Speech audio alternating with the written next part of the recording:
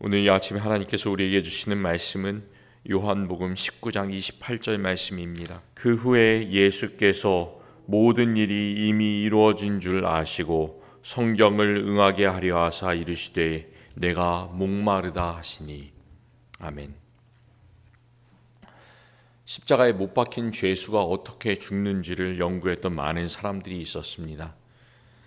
그 중에서 거의 처음으로 이 일을 연구했던 사람은 1961년까지 1800년대 말부터 살았던 프랑스의 의사 피에르 파벳이라는 사람이라고 전해지는데요.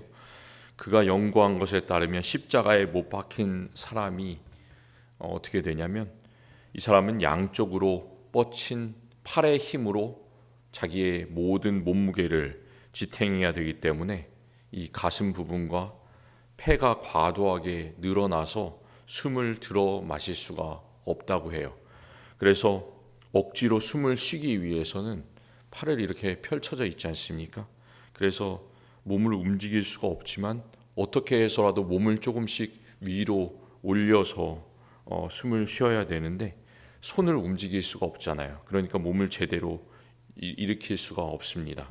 그러니까 결국에는 이렇게도 저렇게도 할 수 없는 상황이 되고 더 이상 몸을 일으킬 수가 없게 되면 힘이 빠지면 사형수는 몇 분 안에 죽게 된다고 합니다. 사형수의 직접적인 사망 원인이 뭘까? 질식사, 심부전증, 부정맥, 쇼크, 탈수증, 폐색전증, 또 십자가에 못 박히기 전에 고문을 당하는데요. 그 고문으로 인한 감염, 폐혈증 이런 것들이 함께 이렇게 모아져서 사망에 이른다고 합니다. 예수님께서는 이미 6시간을 십자가에 달려 있으셨습니다. 더 이상 견딜 수가 없으셨습니다. 그 마지막 순간에 오후 3시가 되어서 내가 목마르다 이렇게 소리치셨습니다. 예수님께서 왜 그 말을 외치셨을까? 예수님 스스로가 차오르는 숨과 목마름 때문에 견딜 수가 없어서 그 외침을 외치셨겠지만 예수님의 그 한마디의 외침을 통해서 그 말씀은 구약 성경에 말씀한 예언을 이루는 것임을 우리는 알 수가 있습니다. 내가 목마르다 우리가 읽은 이 성경 구절에는 그 밑에 작은 각주가 달려 있는데요. 구약 성경을 예수님께서 그 예언을 구약에서 말씀한 그 구절을 이루게 하기 위해서 다시 한번 내가 목마르다를 직접 외치셨습니다. 그 구약의 구절은 시편 69편 21절 말씀입니다. 그들이 쓸개를 나의 음식으로 주며 목마를 때에 초를 마시게 하였사오며 라는 구절이죠. 이 구절처럼 그 주변에 있던 사람들은 목마르다 외치는 예수님께 신포도주를 적신 그 스폰지를 우슬초라는 줄기가 긴 그 지역에 식물이 있었는데 거기에 매달아 예수님의 입에 가져다 댔습니다. 그 신포도주는 유흥을 위해서 마시는 그런 포도주가 아니라요. 우리가 아는 그 와인 비니거라는 거 있잖아요. 뭐 소독할 때도 쓰고 청소할 때도 쓰고 사람이 그걸 직접 마시면 어떻게 되겠습니까? 아주 독한 식초입니다. 이것을 마시면 오히려 입이 더 마를 수밖에 없는 것. 사람은 예수님의 갈증을 달래주기 위해서 이 신포도주를 준 것이 아니라 오히려 더 예수님을 고통스럽게 하기 위해서, 조롱하기 위해서 이것을 예수님의 입에 가져다 댔습니다.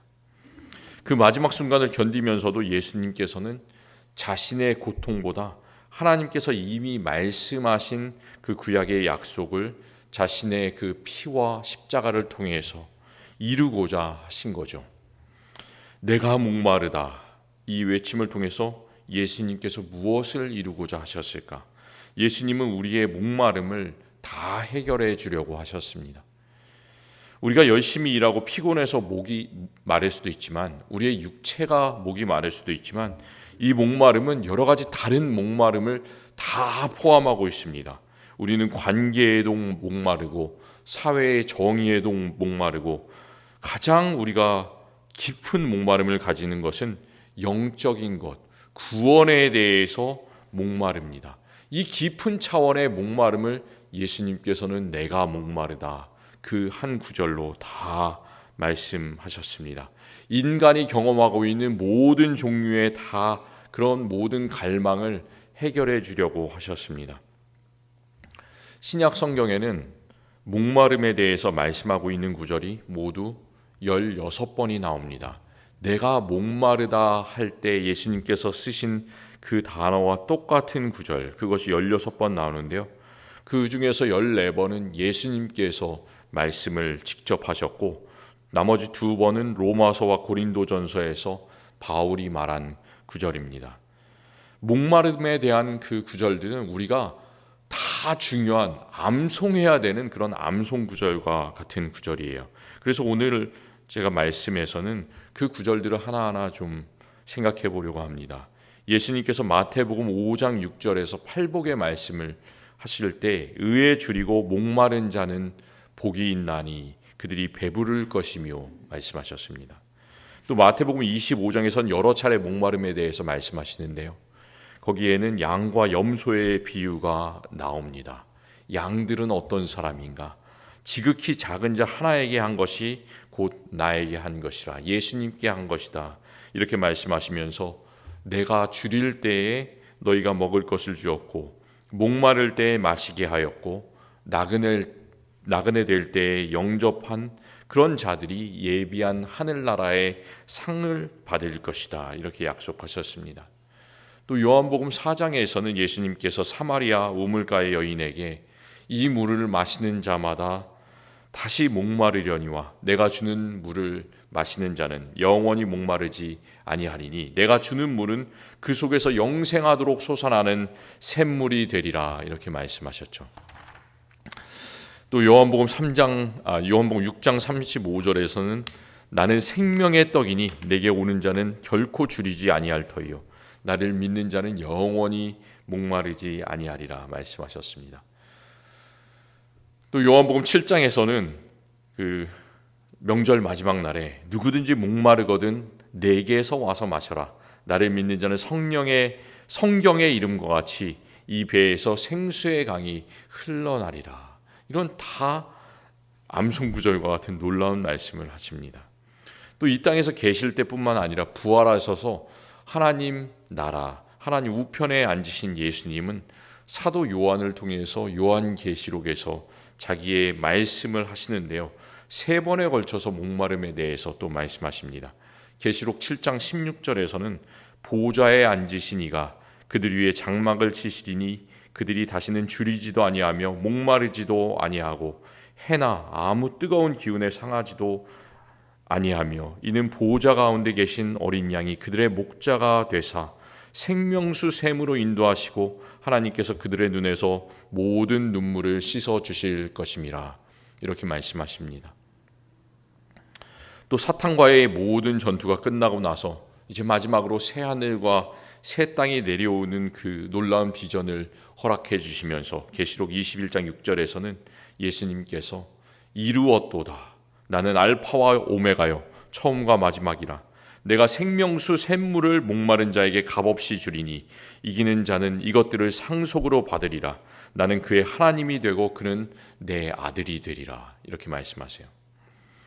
그리고 성경의 마지막 장 계시록 22장 17절에서는 성령과 신부가 이렇게 말씀하는데 예수님이 말씀하시는 거죠. 듣는 자도 오라 할 것이요 목마른 자도 올 것이요 원하는 자는 값없이 생명수를 받으라 말씀하십니다. 이게 성경의 마지막 장에 기록된 내용이에요. 예수님께서는 마지막까지 세상 끝날까지 우리가 그 영적인 목마름을 채우기를 원하고 계십니다. 이렇게 예수님의 관심은 맨 처음부터 끝까지 다 자신의 생명을 통해서 우리의 목마름을 해결해 주시는 것이었습니다. 우리를 영원히 목마르지 않는 그 생수의 강으로 인도하는 것. 하나님의 보좌에는 보좌에서부터 흘러나오는 생명의 강이 있잖아요. 그것으로 인도하는 것, 그것이 바로 예수님의 목적이었습니다. 예수님께 이런 놀라운 복을 받는다면 우리가 항상 평안해야 되고 모든 일이 잘 돼야 될 텐데 과연 그럴까요?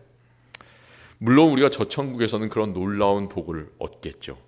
그런데 주님을 위해서 일하는 사람은 이 세상에서 평안함보다는 고난을 받습니다. 육체의 목마름을 더 크게 경험을 합니다. 사도 바울이 고린도전서 4장에서 자기가 얼마나 고난 속에서 하나님의 말씀을 전하고 있는가를 이렇게 이야기하는데, 바로 이 시각까지 우리가 줄이고 목마르며 헐벗고 매맞으며 정처가 없고 또 수고하여 모욕을 당한즉 축복하고 박해를 받은즉 참고 비방을 받은즉 권면하니 우리가 지금까지 세상의 더러운 것과 만물의 찌꺼기 같이 되었도다. 그 목마름을 이렇게 여러 가지 구절로 이야기를 하고 있습니다. 복음 전파자의 목마름을 호소를 하고 있죠. 그럼에도 불구하고 예수님께 가장 궁극적인 목마름, 영적인 목마름을 해결받은 우리는 그런 여러 가지 어려움 속에서도 다른 사람의 목마름을 돌아보며 내 자신보다 다른 사람을 위해서 살아가야 되는 것, 그것이 우리의 사명이고 우리의 삶의 목적입니다. 바울은 그것을 로마서 12장 20절에서 말씀합니다. 바울이 로마서 8장까지는 예수님께서 우리의 생명을 어떻게 구원해 주셨는가, 그 중요한 교리적인 차원을 이야기하고요.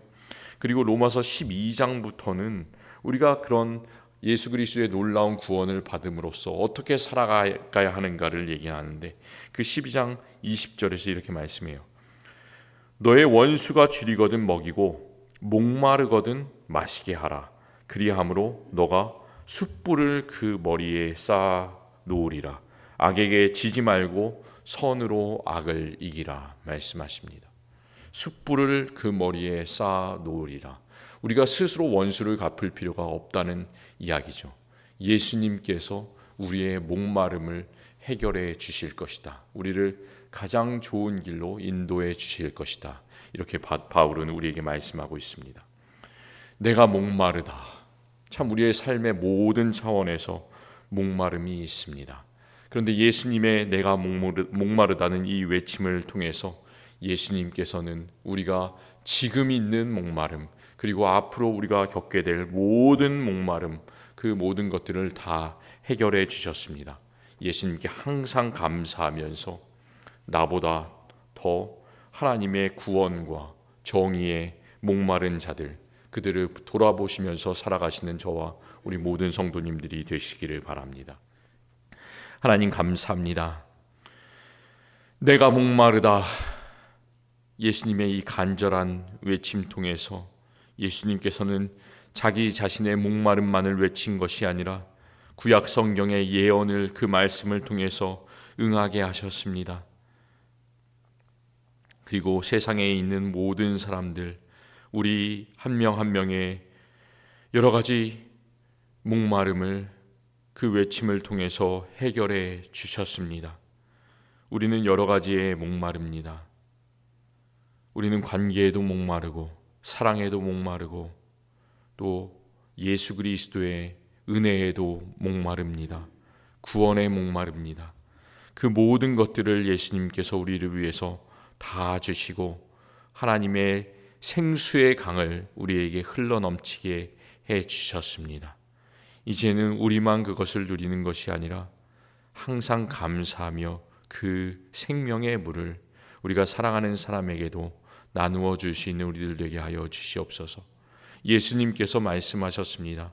내게서 와서 마시라. 너희가 영원히 목마르지 않을 것이다. 우리가 때때로 참 모든 것이 부족하다고 느낍니다. 그렇지만 예수 그리스도 안에서 놀라운 생명을 항상 누리고 항상 감사하며 은혜의 바다에서 헤엄칠 수 있는 우리들 되게 하여 주옵소서. 예수님 이름으로 기도드립니다. 아멘.